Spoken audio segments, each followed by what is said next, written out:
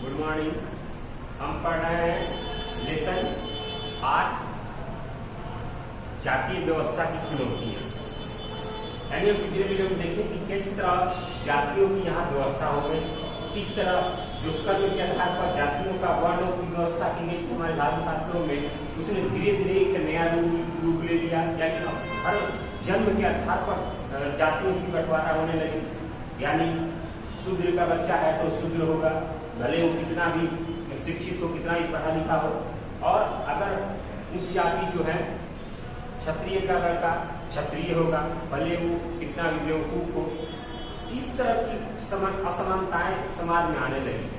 और उसी असमानता का कारण था कि भारत में जो निम्न जाति, जो दुबले जाति थे, जिनको दबाया जाता, तबके जाति थे, जो अछूत जातियां थी, जिनको अछूत मानने लगा था, छुआछूत की बीमारी चारों तरफ फैल चुकी थी, उन्होंने धीरे धीरे आंदोलन करना शुरू किया। वो लोग कहीं ना कहीं अपने आप को उस बेहतर स्थिति में ले जाना चाहते थे, जिसके लिए वो आंदोलन पे बाध्य थे। और उन्होंने धीरे धीरे आंदोलन शुरू किए। इन आंदोलनों में सबसे पहला नाम महात्मा ज्योतिराव फुले का नाम आता, जिनका जन्म 1824 में हुआ था और 1890 में उनकी मौत हुई। इसमें सबसे पहला नाम ज्योतिराव फुले का आता। ज्योतिराव फुले एक वैसे विचारक थे जो एक छुआछूत और ये नीच भावना, जो जातिगत भावना थी, उसके वो कट्टर विरोधी थे। यानी वो ये चाहते थे, उनका ये मानना था कि समाज में इस तरह की व्यवस्था नहीं होनी चाहिए। असंभव वो जो थे ज्योतिराव फुले, वो जो विशेष जाति थी, जो अधिकार प्राप्त जाति थी, जो उच्च जातियां थी, उनके वो प्रबल विरोधी थे। वो हमेशा विरोध करते थे।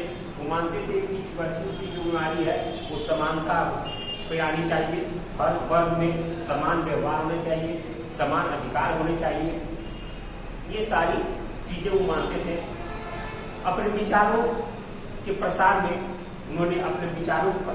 उन्होंने अपने पत्र पत्रिका, पुस्तकों के प्रकाशन, भाषण इत्यादि को अपना हथियार बनाया।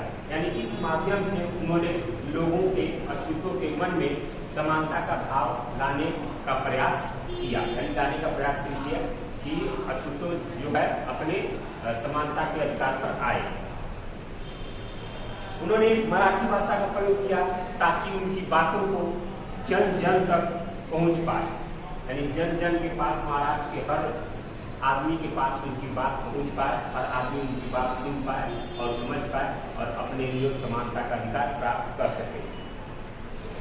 वो उन्होंने आर्य वैदिक परंपरा जो थी, जो आर्य जो कहते थे कि आर्य हमारे यहाँ के मूल निवासी हैं, तो ज्योतिराव फुले का मानना था कि आर्य विदेशी थे, यहाँ के मूल निवासी, यहाँ के आदिवासी क्षेत्र के जो दबी जातियां हैं, आदिवासी जातियां हैं, वही यहाँ के मूल निवासी हैं। आर्य जो है वो बाहर से आए हुए हैं। इसी का विरोध करने के लिए उन्होंने दीनबंधु नामक मराठी पत्रिका भी निकाली थी। दीनबंधु नामक मराठी पत्रिका निकाली थी जो लोगों के समझ जाती थी। 1877 में गुलामी नाम से निकाली गई पुस्तक में उन्होंने शूद्रों की दास्ता के कारणों की व्याख्या की। यानी 1873 में उन्होंने एक गुलामी नाम से निकाली गई पुस्तक, एक उन्होंने किताब लिखी जिसका नाम था गुलामी। और उसमें जो दास थे, जो छुआछूत, जो दबी जातियां थी, जो शूद्र थे, उनकी स्थिति को उन्होंने उस किताब में लिखा।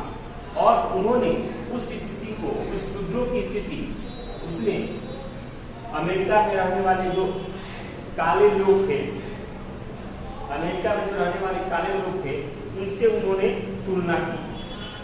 अमेरिकी निग्रो कहा जाता था, काले गुलाम जिसको बोला जाता था, जो वहाँ के लोग होते थे काले, उनको गुलाम बोला जाता था। उनसे इन्होंने उससे तुलना की और उससे उन्होंने ऐसा सामंजस्य बैठाया कि वो देखते देखते शूद्र जो थे उनके मन में कहीं ना कहीं एक विरोध की भावना पनपने लगी। ज्योतिराव जाति प्रथा की रचना सभी प्रकार से जोड़ा।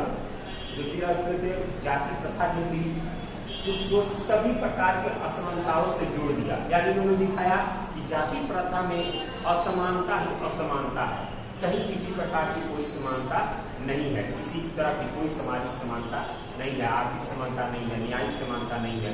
इस तरह उन्होंने शूद्रों को हर चीज के हर वर्ग से असमानता से उन्होंने जोड़ दिया। उन्होंने दिखाया कि कुछ जातियों ने किस तरह शूद्रों का या दबी जातियों का या मजदूर वर्ग का, श्रमिक वर्ग का किस तरह शोषण किया है, किस तरह महाजन थे, बड़े बड़े सेठ जो उच्च पद पर होते थे, उच्च लोग, उन्होंने किस तरह किसानों और मजदूरों का शोषण किया है। उन्होंने इस चीज को भरपूर दिखाया। ज्योतिराव फुले ने अत्याचार और उत्पीड़न के लिए कितने ही संघर्ष किए, कितने ही संघर्ष के लिए उन्होंने प्रयास किए और कितने ही शूद्रों को संघर्ष में उन्होंने लगाए। वो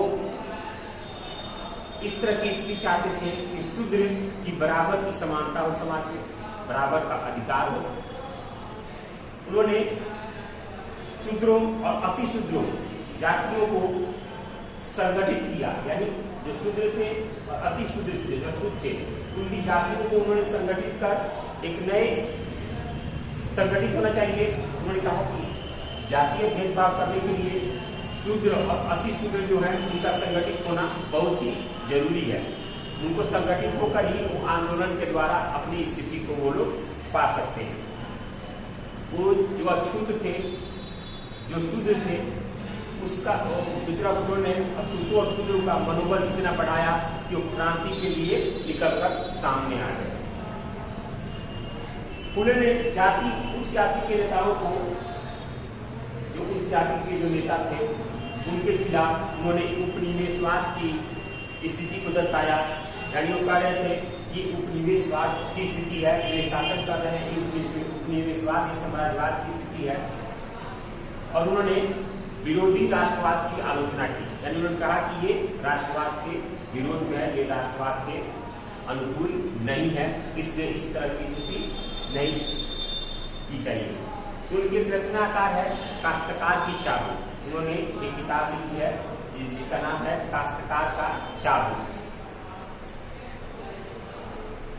इस किताब के माध्यम से उन्होंने काश्तकार जो जमींदार थे, जो बड़े लोग थे, जो उच्च जातियां थे, उनकी शोषण को उन्होंने बखूबी इस किताब में लिखा है, बखूबी उन्होंने दिखाया है।